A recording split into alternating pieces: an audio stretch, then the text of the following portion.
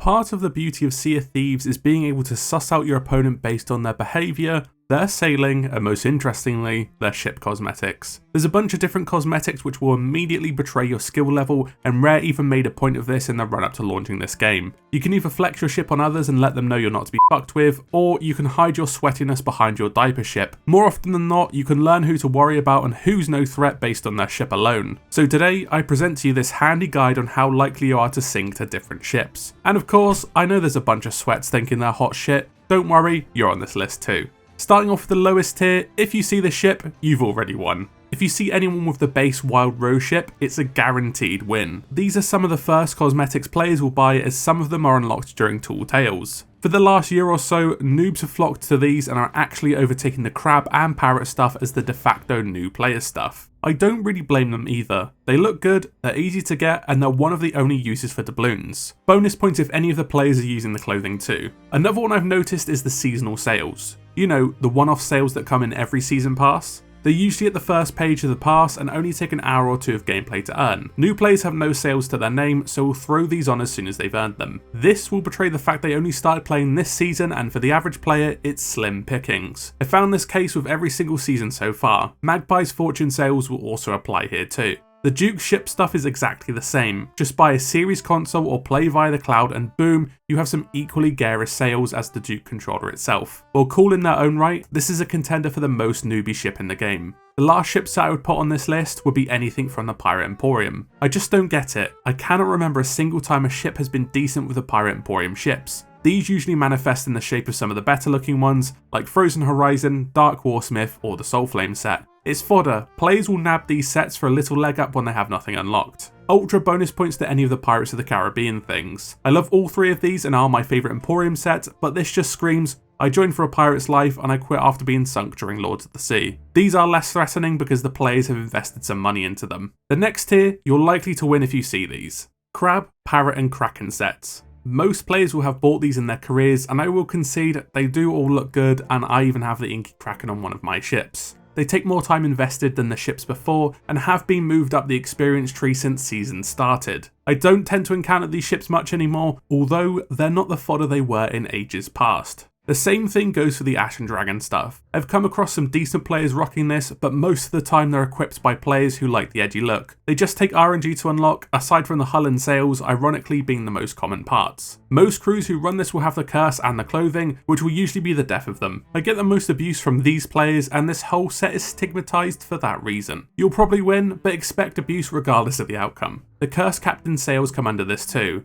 At least they've managed to get all the commendations for a pirate's life and bother to find the journals and do the Monkey Island Easter egg. Slightly riskier than this is the Sunken Sorrow stuff. If it's the full ship, great. They like the game so much to stick around after a pirate's life and experience the magic of the Sunken Kingdom. This crew has cut their teeth on some shrines and treasuries. Be more careful with them, as they're more likely to have some experience behind them and they're a little crazy too. Anyone who opts for these cannons should not be taken lightly. Moving on, these fights could go 50-50. Getting to the middle of the pack, arena sets are here, excluding the Good Boy. These actually required you to take part in arena before the immediate cutoff announced with the 2022 roadmap back in January of this year. You only had to get to level 5, but this still required people to at least try arena before everyone grinded for their cosmetics. If you see any of these ships, they'll be tougher than the average player or their arena sweats who are using their favourite ship. The sailor ships or diaper ship are most likely to be brand new players who couldn't sail their way out the tunnels of the damned. This ship is also used by the server hopper crew. If you see these on a brig or sloop, they're much more threatening than a galleon, as the server hopper galley will also have the DA sails. If they have the pride flag or the white flag, this is usually a sign they're here for your flag, and they intend to ruin your day. Anything else is probably a day one player. The Reaper's Bone set, both the original cosmetics and the first emissary sails, are usually equipped on the brig or galley that have PvP'd a bit, but most of their reppers come from PvE. They're another subset of players that will swear they did naughty things to your mum. In reality, they're about as tough as their limp willies. If you're newer or solo slooping, expect them to chase you for your shroud breaker, while all three of them stand on the bowsprit in Reaper pyjamas.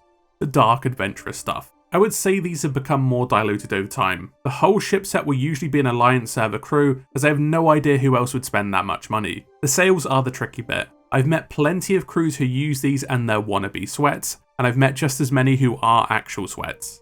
They offer a palpable advantage, so they cater to both sides of the spectrum. those who need all the help they can get, and those who will use every advantage possible to win. Always approach these ships with caution. When I say emissary sets, I mean anything from the second set that began in Season 2. I have met many a tasty PvP ship using any of these sets, with the Merchant, Gold Hoarder and Order of Souls ones being the best runners. The Masked Renegade and Magpie's Glory ships tend to be much more willing to tussle. On the other hand, as both don't require PvP, they could just be PvE lords. They have managed to do all the ledges so far if it's the latter, so be careful about that. The Deckhand/Quartermaster sales are truly the biggest 50-50 on this list. They may be approaching you on community day to hand out prizes, or they may be core community members with pent-up aggression dealing with the knuckle draggers on the forums and Discord. If I had to deal with some of those people, I would be very trigger happy on the seas. Best hope it's community day when you see them on the horizon. After this, we have the cosmetics that will give you a tough fight. The Ghost Captain sales, both as beautiful as they are difficult to get, start this tier off. You have to sell 50 Ghost Captain skulls to the Order of Souls, which is a mean feat. I haven't finished mine yet, and these tend to be a rarer sight than most sales you see on this list.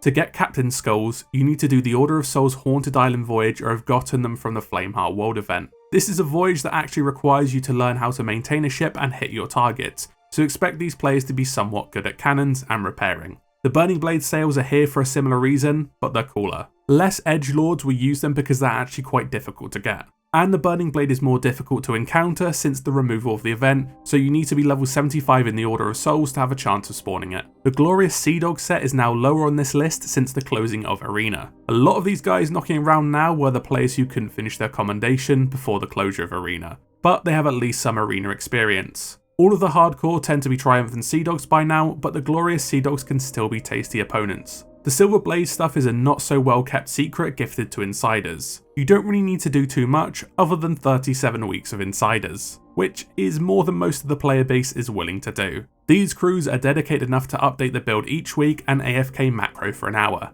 That's dedication, folks. If you see one with the Aristocrat figurehead instead, be careful as this is the more lore accurate version. If they care that much about their ship set, they care a lot about your loot. Getting near the end of the list, you have some of the toughest fights. Most players sporting these have been playing for a very long time or have more PvP experience than most. The Lord Guardian sales. I really don't see these ships all that often, but when I do, they're often sported by some sweaty server hoppers who wanted them so much they dropped £50 on the RPG so they could get them. Be wary of these sales. The Obsidian Capstan is one of the most concerning items to see on the enemy ship. It used to be rarer than it is now, with the only way to get one is winning a giveaway. The chads in my community who have them had to go through the trial of the Capstan or design some nice ships. If you encounter anyone with these, 95% of the time, they care enough about the game to enter giveaways, or they're a Sea of Thieves partner. Triumphant Sea Dogs are the people who really cut their teeth in Arena. I was unfortunate enough to have my grind cut short before I got there, but many others squeezed over the line. It sort of lost its appeal since the rush,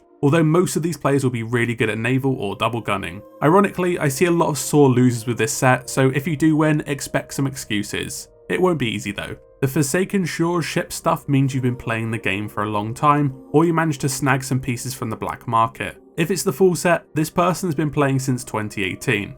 If they're still playing, they're probably hot shit. Pardon the pun. This is the set the Ashen Dragon kids wish they had. I've put the Good Boy a bit higher than TSD here, as there was no way of getting this once Arena had been served its eviction notice. Anyone who was level 50 in the Sea Dogs cared about finishing their grind before it was cool, and didn't rush to get the cosmetics like most people. Much like the Forsaken Ashes, Bone Crusher is a mark of a true Year 1 player. They actually had to get out of bed at stupid times of the day and fight the skeleton fleets when they were new. Back then, the skeleton ships were much harder as the sloop wasn't in the mix. I rarely see this gorgeous ship, and this really only applies to the sails, figurehead and the hull. The Hungering One figurehead is much like the other Year 1 sets, but this player is likely a launch player and stuck around to be a guinea pig for Rare's first named update. If they killed the Hungering One way back when they were a noob and the Hungering One was a beast back then, they can surely fuck you up too. I couldn't decide between the two of these as they're both difficult to get in their own right, but the Silent Barnacle and Wailing Barnacle deserve to be this high. Silent Barnacle fans have collected 300 Barnacle chests, a feat that is certainly a grind. You can still get them now, however, this is a really nasty endeavour. The Wailing Barnacle will be from the last of the players from Year 1 and not the new players introduced in Shrouded Spoils. Much like the previous Year 1 updates, this was probably the least popular due to the time it launched and had the smallest wow factor, despite being a beast of an update. Ancient Tribute and Vault sales, simply put, if these players opened that many vaults and sold that many chests of Ancient Tribute to the gold hoarders, they'll have no qualms of opening up a can of whoop-ass on you. Very rare sales for the most dedicated gold hoarders. And these guys probably won't run from you. Next up is any 3 of the Reaper sales, all awarded for the various legendary commendations for Reaper runs. I covered these voyages before, and you should worry for 3 reasons. These voyages were bloodbaths, they happened in 2019, and the people who have them cared enough to PvP during the deadest era of Sea of Thieves. Every ship I find with these are sweats, and they'll let you know it too. The Golden Legendary Ship set was awarded to those pirate legends who achieved the prestigious rank in Year 1, which was before the 20th of March 2019. Anyone who managed to do this is clearly in love with the game, through thick and thin. I hate to sound cliche, the grind was so much harder back then, and this ship has a player or two that survived the first war for the Skull Forts. The Vanguard or Brave Vanguard sales were awarded to those who joined the Pioneer program before December 2017, and will represent the oldest members of the community. I've only seen one enemy ship with these in the last couple years, and they were a brig crew of server hoppers. They were salty, but I never mentioned old players and nice players. Besides, if they're still playing nearly 5 years later, they're almost certain to be better than you. And remember, they'll always remind you they've been PvPing since Alpha. Other sweaty players have been known to warn each other when they see the title too. And ending with the final tier, you're gonna sink. Unless you're in the top 0.01% of players, have good supplies and a good crew to back you up, you're best running or portal hopping. The Sea of Champion and Notorious Arena League sales, both in no particular order, are the sales that will strike fear into the hearts of most crews. They're a content creator's dream for thumbnails and a Twitch streamer's next hype moment. Myself, I've only encountered the Sea of Champion sales in the wild. These belong to none other than Sea of Thieves legend, Foxdie, who managed to put an end to mine and Captain Blubber's level 5 rampage, all on stream no less. As for the NAL sales, I was lucky enough to have some old footage of them from Foxtrot, so thank you again for the footage. Some might say you're lucky enough to run into these players, but after seeing how their team plays, I'm glad we've not run into them yet. To win either of these sales, you'll need to win the Sea of Champions or NAL tournaments respectively, which, in the form of the latter, you can't actually do anymore. If you can sink any of these ships, make sure you're recording, you can use it to brag to your friends. And that rounds up the list. I hope you know what to expect when spotting enemy ships now. Did I miss any? Please let me know what ships you fear when sailing on the seas. And make sure to subscribe for similar content and much more to come. Thanks again for watching, and as always, I'll see you in the next video.